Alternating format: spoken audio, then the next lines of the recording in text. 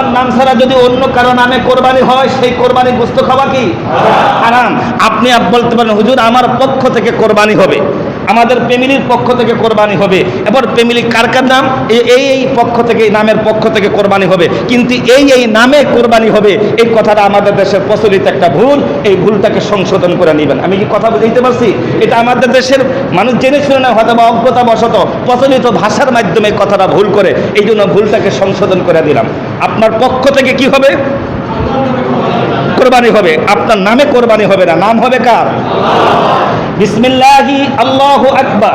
যিনি জবাই করবেন এবং যারা ধরবেন, এরা যদি ইচ্ছাকৃতভাবে এই শব্দটা না বলে তাহলে কোরবানি হবে না।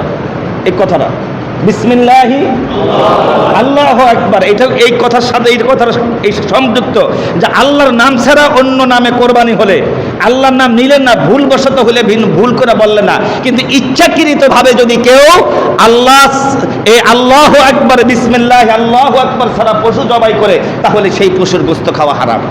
কোরআনের কথা অনুপাতে, মাসলা অনুপাতে, এটা আজকে বারবার দেখছি। সম্মানিত উপস্থিতি, এরপরে আসুন ভাগ সংক্রান্ত ব্যাপারে অনেকগুলো কথা আছে।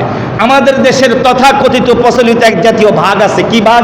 যে এক ফ্যামিলিতে 2 ভাই 3 ভাই আছে, এবার এই ভাইয়ে 10,000, এই ভাইয়ে 10,000, এই ভাইয়ে 5,000, এন্তন 5,000, এরকম মিল্লা জিল্লা তারা একটা নামে কোরবানি দেয়। বাবা মারা গেছে, মা মরে গেছে, বৃদ্ধ মা আছে, এদের নামে কোরবানি ঠিক। এই কালেকশন করে কোরবানি দেওয়া আপনার জন্য ওয়াজিব নয়। কালেকশন করে কোরবানি, এটা তো ফ্যামিলিগত কালেকশন করা হয়, এটা মনে রাখবেন।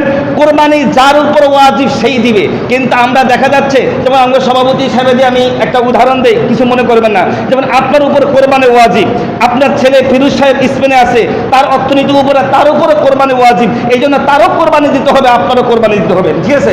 আমার উপর কোরবানি ওয়াজিব, আমার স্ত্রীর জন্য টাকা থাকে, তাহলে আমার স্ত্রীর ও কোরবানি দিতে হবে। কোরবানি একটা ইবাদতের নাম। কোরবানি কালেকশন করা, এক ফ্যামিলিতে কি করে 3 জন 4 জন 5 জন থাকে, যে ইনি 5,000, উনি 5,000, উনি 2,000, উনি 3,000, এরকম কালেকশন করে কোরবানি দেয়। ইসলাম আপনাকে এরকম কালেকশন করে কোরবানি দিতে বলে নাই। কোরবানি যার উপর ওয়াজিব সেই দিবে। বুঝতে পারছি? কোরবানি কি যার উপর ওয়াজিব, কোরবানির যেই পরিমাণ টাকা, ওই পরিমাণ টাকা যদি আপনার স্ত্রীর থাকে, সোনা গয়নার স্ত্রী কোরবানি দিতে হবে। ওই টাকা যদি আপনার থাকে, আপনার কোরবানি দিতে হবে। ওই টাকা যদি আপনার ছেলের থাকে, ছেলের কোরবানি। গোশত সবাই খাবেন, সেটা ভিন্ন কথা, গোশত কি, কিন্তু যার উপর কোরবানি ওয়াজিব সেই দিবেন, এই কথাটা মাথায় মনে রাখবেন। ওই যে কালেকশন করে ফ্যামিলিগত অনেকে কালেকশন করে, আছে কি না? হ্যাঁ, এরপরে সেই কালেকশন করে 3 ভাই 4 বার গোশত কালেকশন করে আবার ভাগ করে নিয়ে যায়, এটা কোরবানি দুরুস্ত নয়। কোরবানি যার উপর ওয়াজিব সেই কোরবানি দিবে। এরপর আসেন বাগীদের, যার সাথে যে কোরবানি দিবেন, আপনি আপনার বাগীগুলিকাকে দেখে নেবেন, ওনার উপার্জনটা কেমন, হালাল না হারাম, এটাই ইম্পর্টেন্ট। কোরবানি আল্লাহর দরবারে কবুল হবার জন্য বাগী যাচাই করা।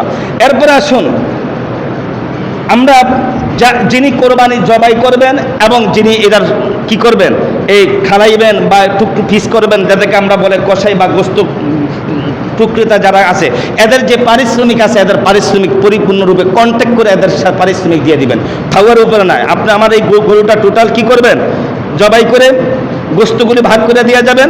আপনার কত টাকা না, যে অন্য কাজ করলে যেরকম কন্ট্যাক্ট করেন, ঠিক এখানে আপনি কন্ট্যাক্ট করে নেবেন।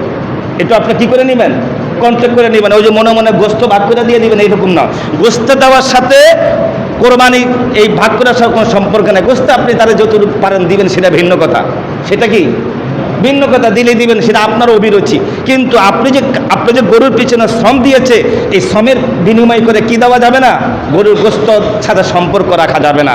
সম্মানিত উপস্থিতি, এইরকম কেউ যদি এই দুধওয়ালা গরু কিনেন, যে অর্থাৎ যে গরুর উলান থেকে দুধ পাওয়া যায়, তাহলে এই যদি ঈদের দিন বা এর আগে যদি এই গাভী থেকে দুধ গ্রহণ করেন, তাহলে এই দুধ আপনার সাদকা করে দিতে হবে। এই দুধ আপনার জন্য খাইতে পারবেন, তবে ওই পরিমাণে বর্তমানে 100 টাকা কেজি, আপনি কিলিকে খাইছেন 150 টাকা কেজি করে দিবেন। আমি মনে কথা অন্যভাবে নিয়ে না, মানে 100 টাকা কেজি, মানে আপনি এই টাকা আল্লাহর রাস্তায় দান করে দিতে হবে।